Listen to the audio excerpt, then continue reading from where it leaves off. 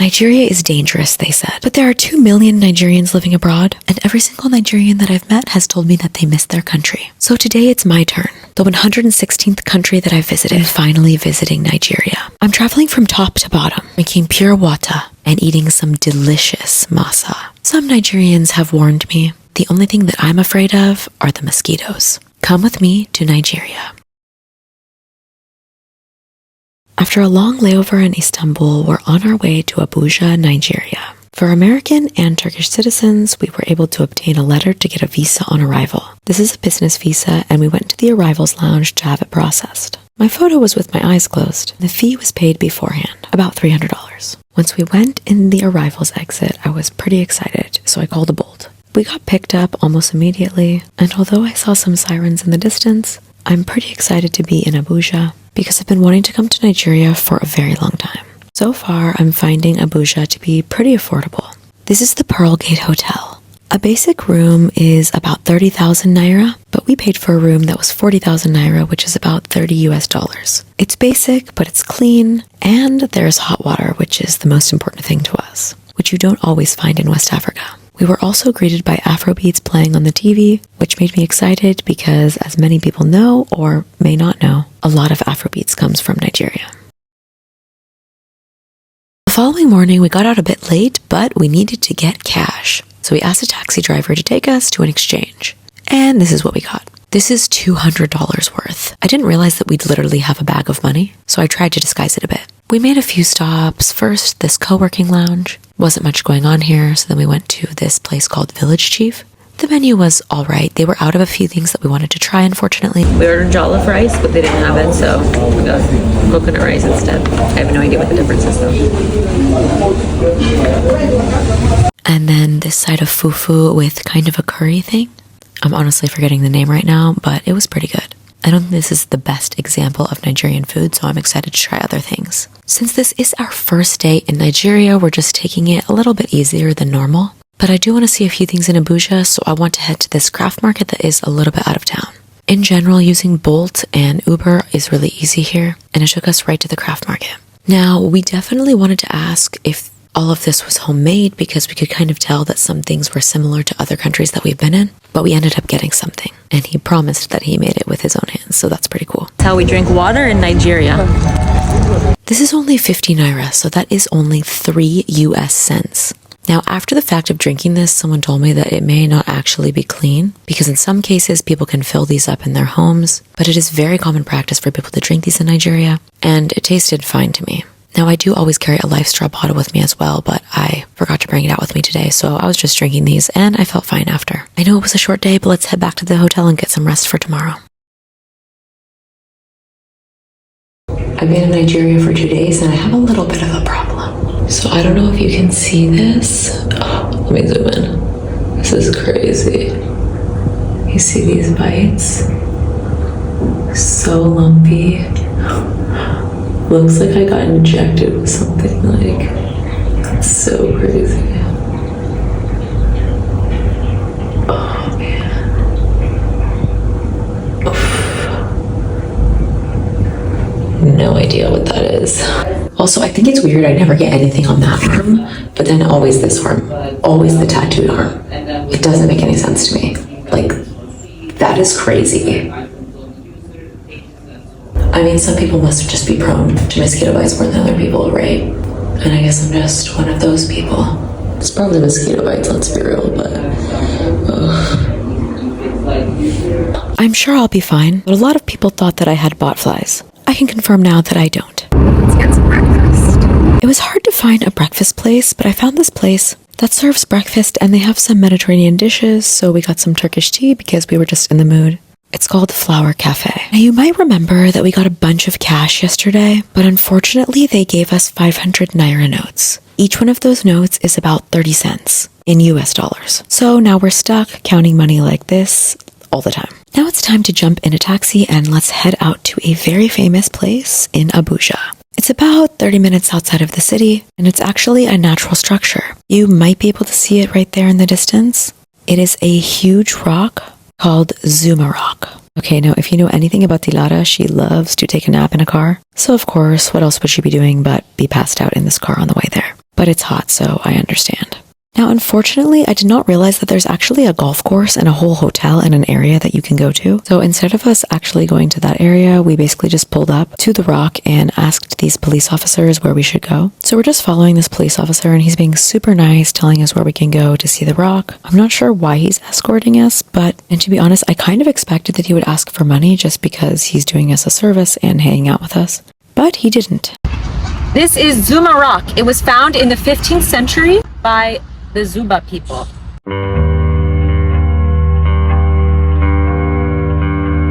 It's interesting that they felt like they did not find this until the 15th century because how could you not see this humongous rock? But who knows? And this looks like a face right here. Can you see it? Do you think that it also looks like a face? Kind of looks like a skull to me. Now, as I mentioned, it is pretty hot, so we are sweating, and I was just waiting for this ride to be over on the way back. I even got all of our niter ready so we could just pay and get out. Let's go to Kano. Now, if you couldn't already tell, we are heading to Kano today. There's a blackout happening at the airport, which is pretty common. Basically, right when we got to the airport, there was a power outage, but we were still able to check our bags and everything. However, it was a little bit overweight, so then we had to go pay. Now we need to go pay 4,000, which is better than what I saw online, so I'm glad it wasn't as expensive as that. We are flying Air Peace, and everything that I read online was that it would be way more expensive than this, so I'm not complaining. Now, let's board the plane, and let's go to the north of Nigeria. We just got body checked, and now we're off to the plane. Yes, they quite literally searched our entire bodies before we got on the plane. There was a line for men and women. And I guess this is just because the north is known to be notoriously a little bit more dangerous. First time on air. Dilara is scared of small planes and planes in general, so that's why she's doing that. Made it. Safe and sound, I might add. Now, the north of Nigeria is known to have a high Muslim population. And I didn't realize this, but Kano is actually the third biggest city in Nigeria. I called us a Bolt and we agreed on 3K. However, once the car came and we quite literally saw the car in front of us, there were some other taxi drivers who kept trying to say 10K, 10K, and that our car was not here. However, I was literally looking at the man who was supposed to drive us. Anyway, we told them to leave, went with our proper taxi driver, and although the boot did not close, we still made it to our hotel. Tahir Palace. This is a huge hotel room and quite a steal for only 30,000 naira, about $22. We're starting the day in Kano. We're running out to get a Bolt right now, and we're heading to the Emir's palace where we're hopefully going to catch him walking by. Bolt is a pretty good way to get around Nigeria in general, but especially Kano. Here they speak Hausa, so saying good morning is Ina Kwana. So we're here at the Emir's palace, and we're going to meet the king of the gate, and that is the royal guard right there. So let's go check it out. In the northern Muslim states, Emir is commonly used in the English language. However, there are other names that are actually used in the local languages. In general, Emirs mediate between people and the state, and they also enhance the national identity as well as resolve minor conflicts. We're here with the royal guard of the Emir's palace in Kano. Thank you. All along these walls are all of the emirs that have once ruled. I'll get into this more in another minute, but all of the emirs are related. They are Fulani, which is considered to be the ruling class. Now, I did think that we were going to get to meet the emir, but unfortunately, because it is a Saturday, he has already left for the weekend.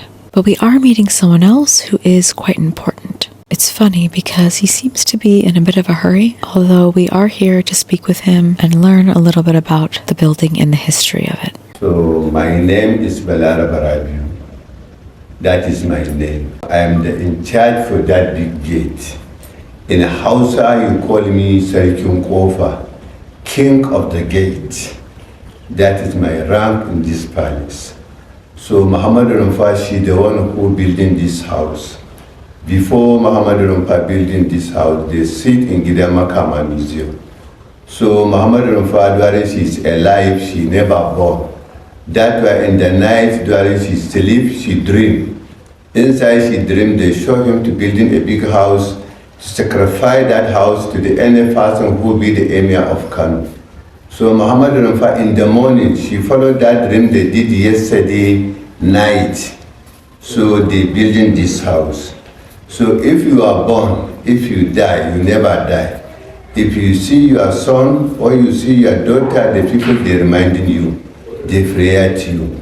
If you never born, at least 1 month or 3 weeks, some people they forgetting you. So in Islam, God they bring 4 items. Among these 4, if you leave one, you are equal the person who is born. That 4 is building house, building mosques, digging well, putting a tree. So among these 4, if you leave one, and if you come use that one you leave, they reminding you, they pray to you. So this house for Muhammad Rumfa is the daughter, is the son, is the family for Muhammad Rumfa in order to remind Muhammad Rumfa to pray to Muhammad Rumfa. So Muhammad Rumfa, they building this house with that mold. This is a piece of the original foundation and original walls. I will explain exactly what it's made out of in a moment, but basically this is 500 years old. And although they have redone the walls many times, all of the colors on the walls are from natural elements like charcoal, ash, and also seed husks. I absolutely loved the different coloring, and I thought it was so intricate and very unique as well. I'd never seen anything like it. Yes, this is the logo. At this point, he's just showing us the logo, and I'm taking a look around at the beautiful palace around me.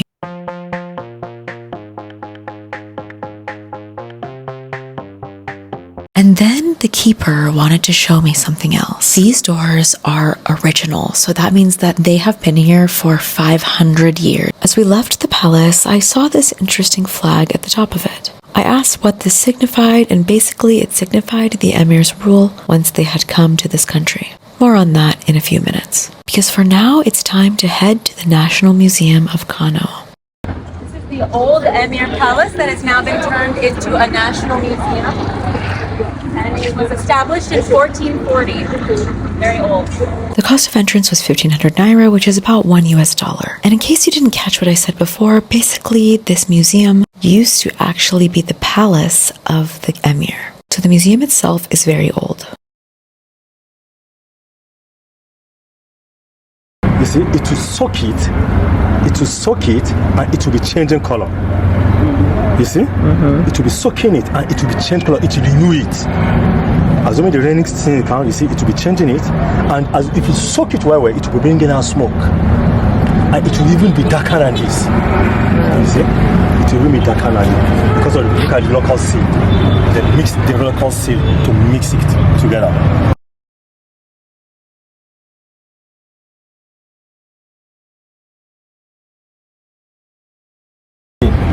Look at the ancient material, the red clad. They use the red clad, the local seal pea, the goat skin, ash, and clad mold. Oh, look at the designs. And a royal house, this kind of design is only been found in royal houses. You see the way they design it? Different design. You see them? Different design. And each of the design has a meaning. And also a parliament. You see? And presently this is the oldest building in Kano over 500 years. So the gate in Kano, in those days, know how you can enter Kano except through the gate. There is a word they call Kano City was a gate. And the gate in Kano at 15th, Emir Ali Abdullah Baba give order to shut the whole gate up in 3rd of February 1903. The 15th gate are Kofa and Kansakali 1, Kofa and Kabuga 2, Opa Dukawi 3, Opa Pompo 4, Opa Gadang Aya 5, Opa 9 is 6, Opa Down Agwendi 7, Sabar Opa 8, Opa Nasara 9, Opa Mata 10, Kofa 1 by 11, Kofa Mazuga 12, Kofa Rua 13, Kofa Dawano 14, and Kofa Waika 15. Those are the 15 gates. So Emir Ali Abdullah Baba give order to shut the whole gate up. That is when the British now use this cannon. Look at the cannon. They use this cannon. They used to bomb one of the gates in Kano. At this point, we attempted to actually pick up the cannon, and it was pretty heavy. Now, this is a museum, so they definitely had a lot of random things like these pots that were found 500 years ago within the city walls of Kano before the British invaded. And at last, it was finally time for us to enter the actual museum and learn all about the history of Kano. This building is pretty cool for it being a museum, mainly because there's so much history just within the walls themselves. Like, all of this is completely original, so all of this wood is super old. And these are all of the different components that make up the actual walls that we were looking at earlier. So different beans, petals, seeds, ash, etc. Those 15 gates I listed for you, look at them. So at this point, I'm very aware that the gates are very important to this man, and I totally understand it. It's an important piece of history, but we've now heard the gates fully through 3 different times. However, when we're talking about gates, this is another type of gate. It's basically a door. But these are the original doors that were found that were protecting the city. Obviously, they did not defend the city and they were broken down, but they still have them today. I was told that the first emir was Fulani, which meant that they were from Ethiopia and that they had migrated to the country of Nigeria. And this was in 1895 because generally the people of Kano are actually Hausa people. All of the emirs are related, whether that is an uncle with a nephew or a father with a son. This is a picture of the current emir, but this is how the emir usually looks when he goes out because he wears these sunglasses to make the commoners not feel so shy. Perfect height for me. I don't even have to duck.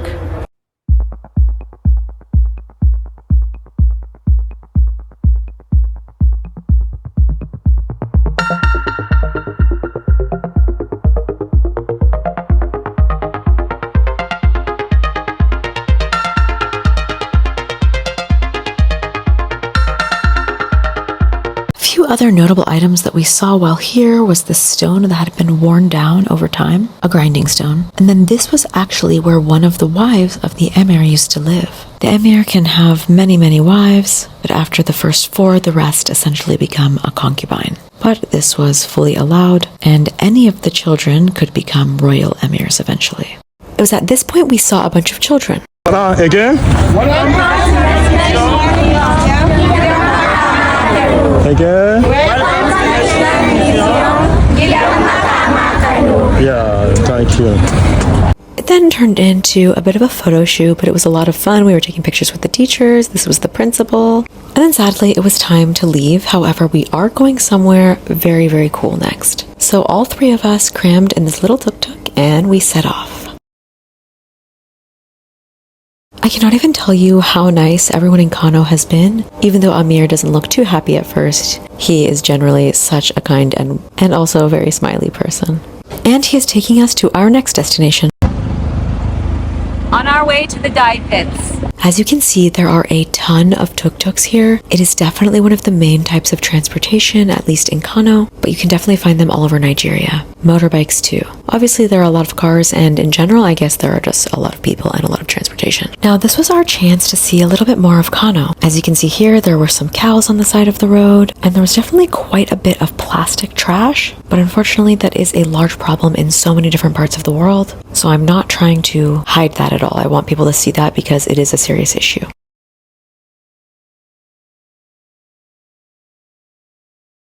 It was at this point that we finally made it to the famous ancient Kano dye pits. These are indigo dye pits, and you will be able to see that from the dark blue color. This man handling things in front of me is actually the oldest man here. If you can see here, there are 3 things laid out in front of us. On the top is indigo. Ash to make the color shiny.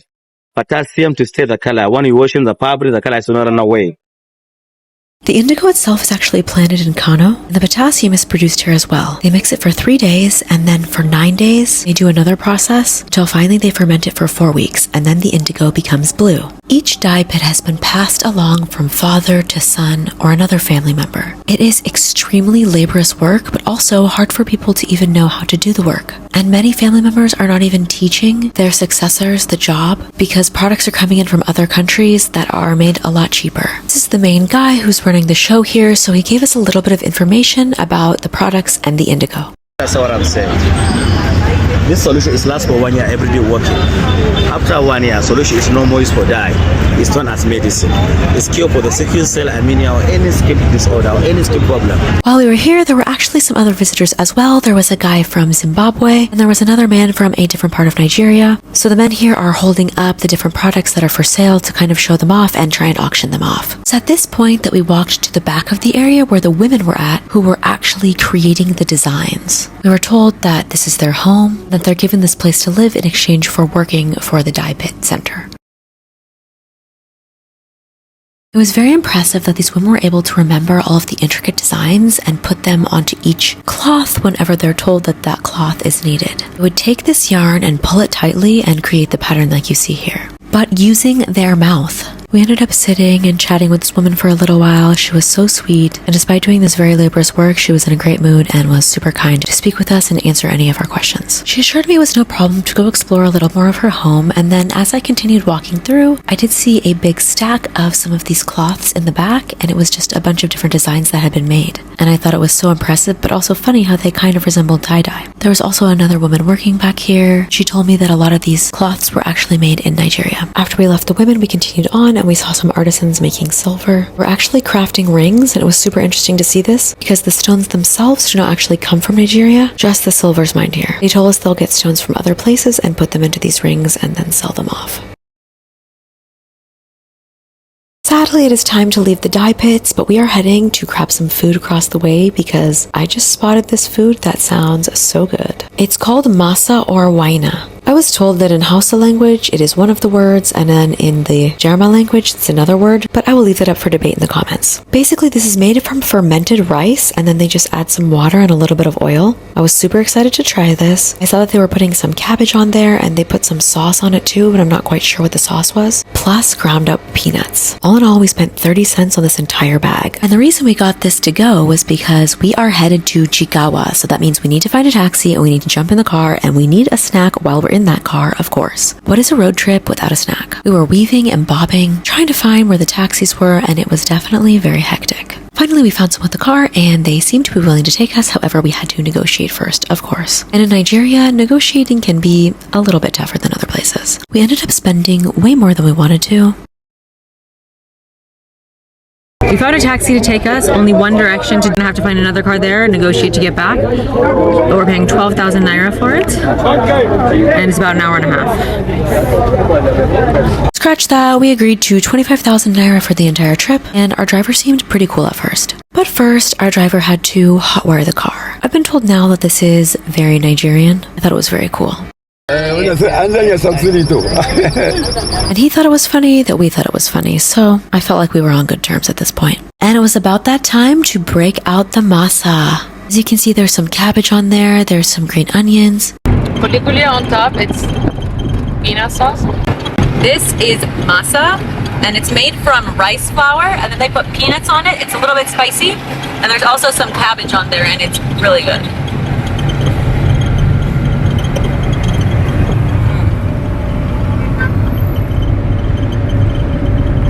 I'll take a break from the food and I will show you where we're going right now. We're heading an hour and a half away from Kano to go to Jigawa. This is known as an area with Hausa people, and we will be visiting an Emir's palace and learning a little bit about their culture. Now, just like that, after about an hour and a half, we saw the Jigawa sign, a little bit faded. I started seeing all of these crazy rock formations, and I was told that we were in the town of Dutse, meaning rock. And it definitely made sense why they named it that.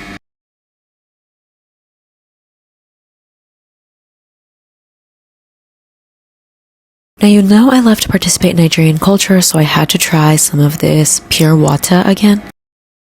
Pure water.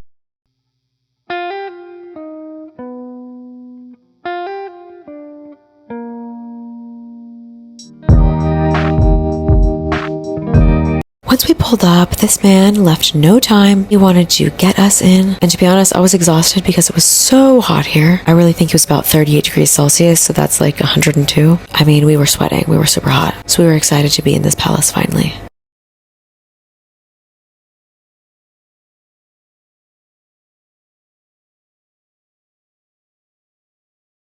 I'm here at the Emir's palace in Dutse. This is in Jigawa, and it was built in 1421.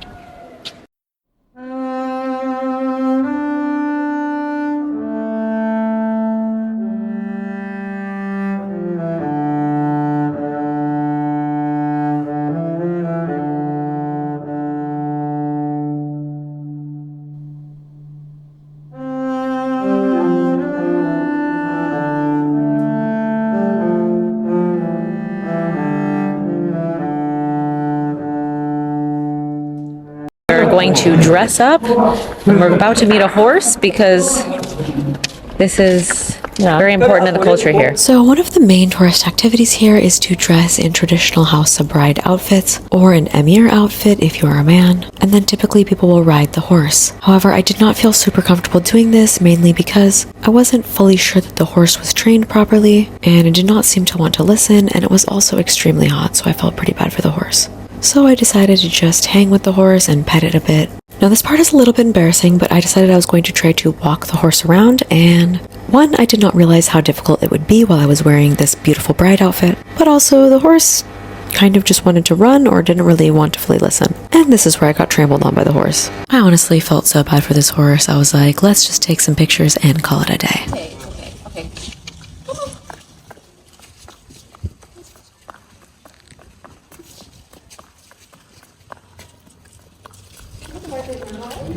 I am happy to report that in the end, we definitely got some really amazing shots, and I'll share a few of those right now. I loved this one. I just thought it looked very regal with the colors. This one of me and Dilara was very nice as well. And then this one with all these men looking at Dilara while she takes a picture is pretty funny too. At this point, we headed back out on the road to go back to Kano. It was extremely hot, and we basically passed out in the car.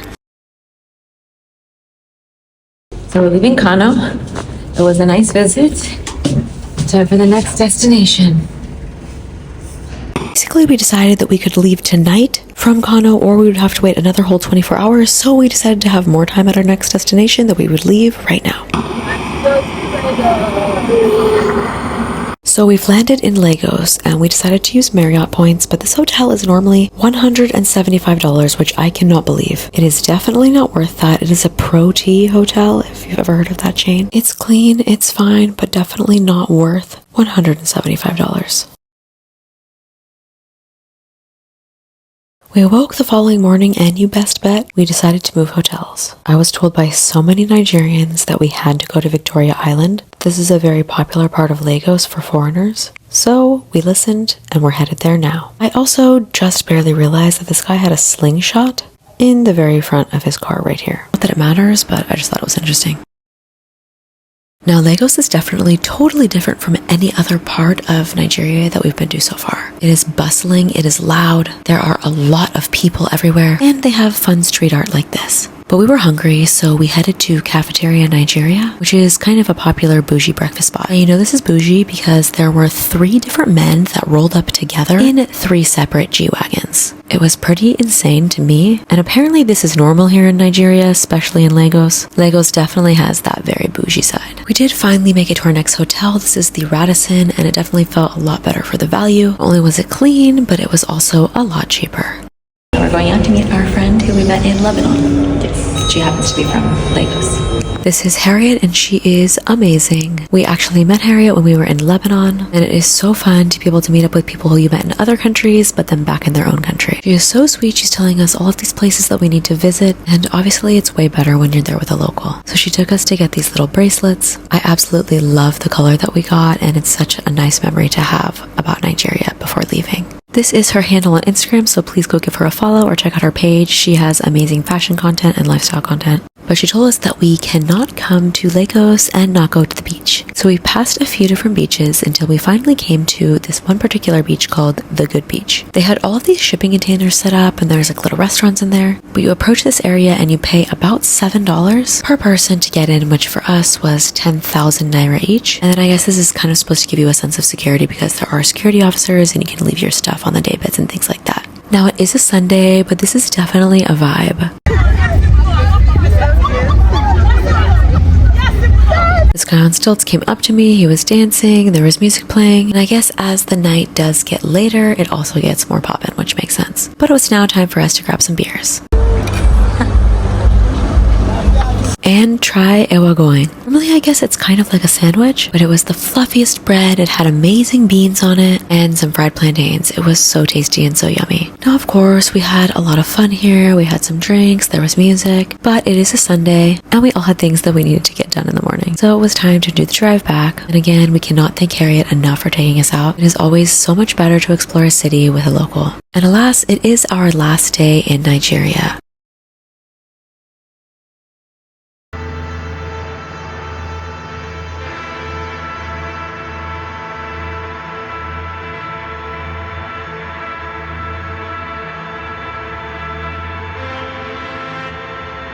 We've made our way to the airport, and the first thing I see are these no corruption or extortion signs. However, I'm still just waiting for that to happen because Harriet told us, as well as pretty much every other Nigerian, that it happens at the airport always. I just got through the airport security in Lagos, Nigeria, and I almost made it through without being asked for anything, without being asked for a bribe.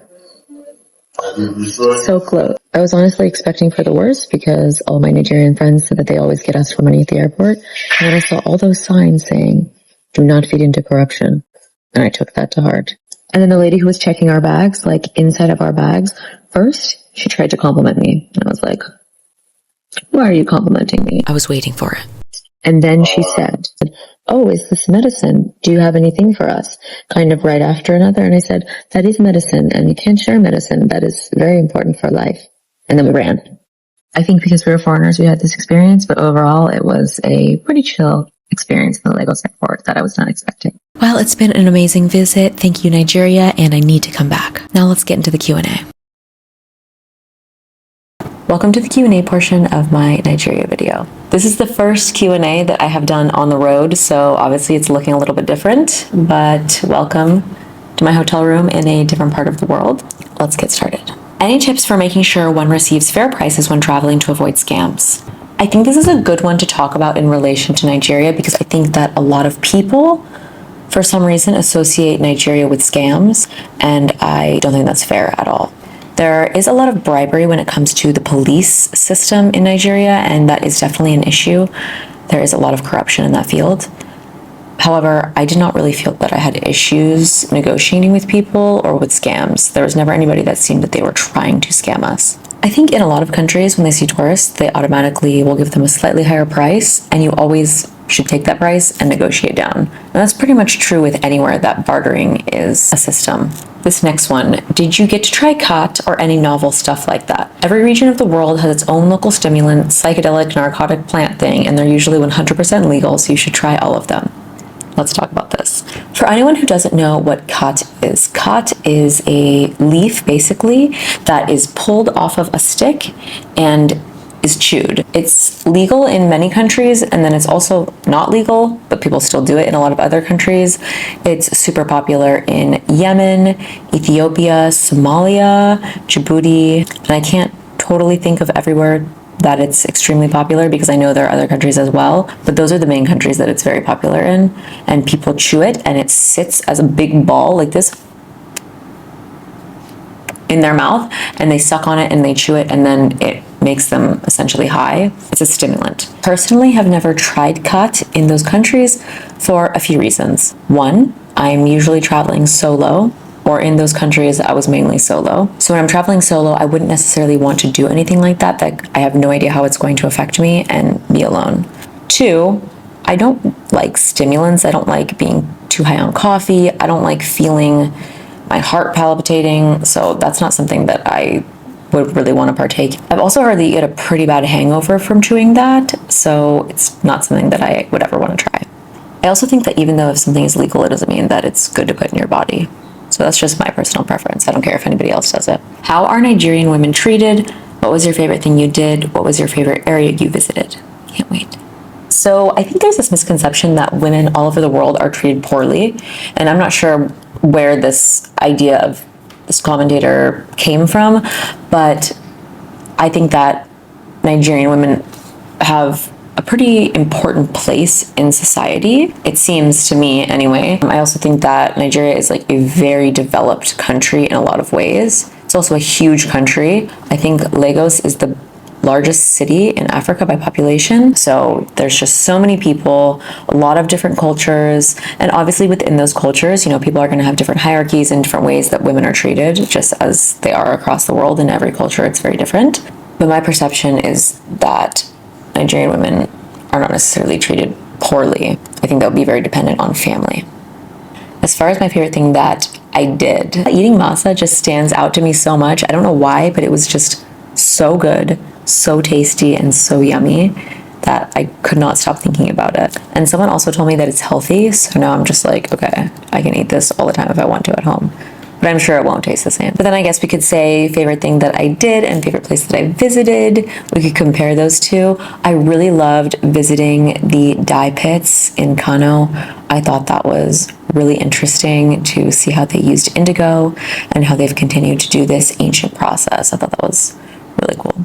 Having said that, I would really like to go back because I have so many places on my list that I wanted to visit that I didn't visit just because we only had a certain amount of time for this whole trip, and I want to fit in a few other places in other countries.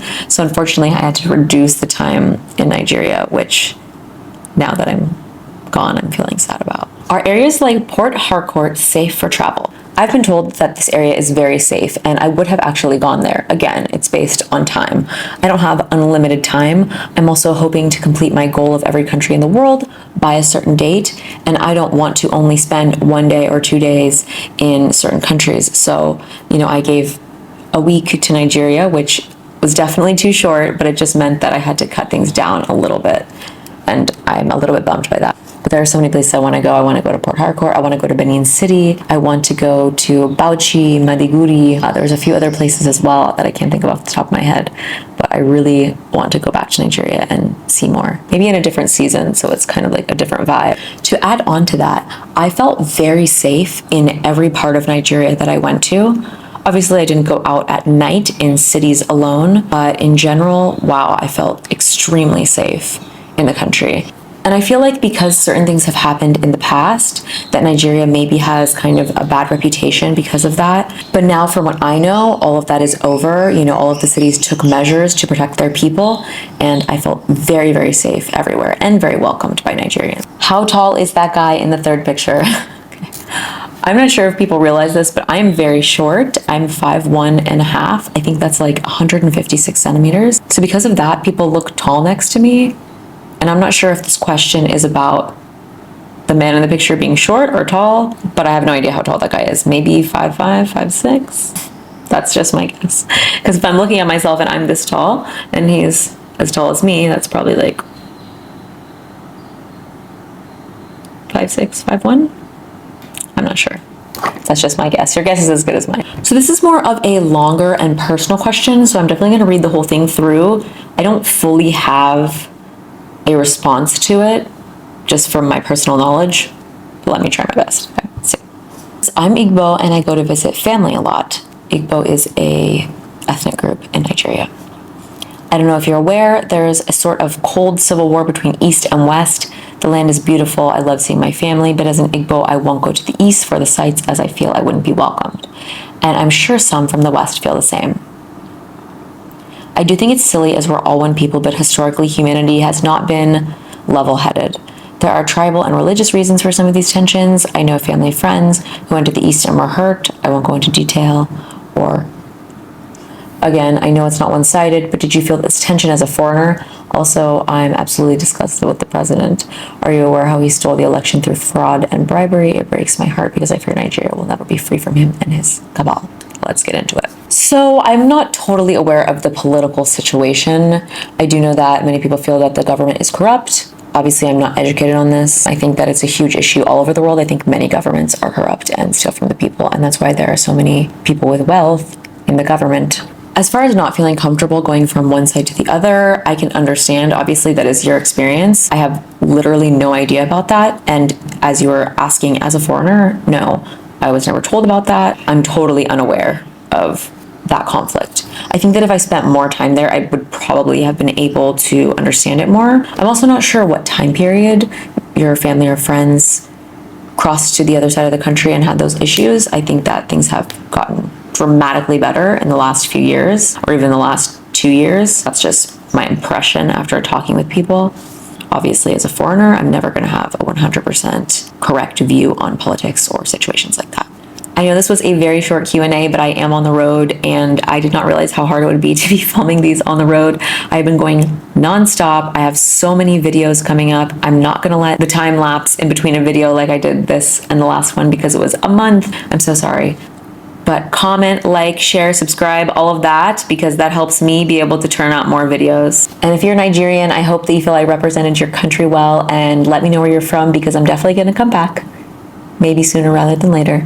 And I would love to meet up with some people while I'm in the country. Thanks for watching.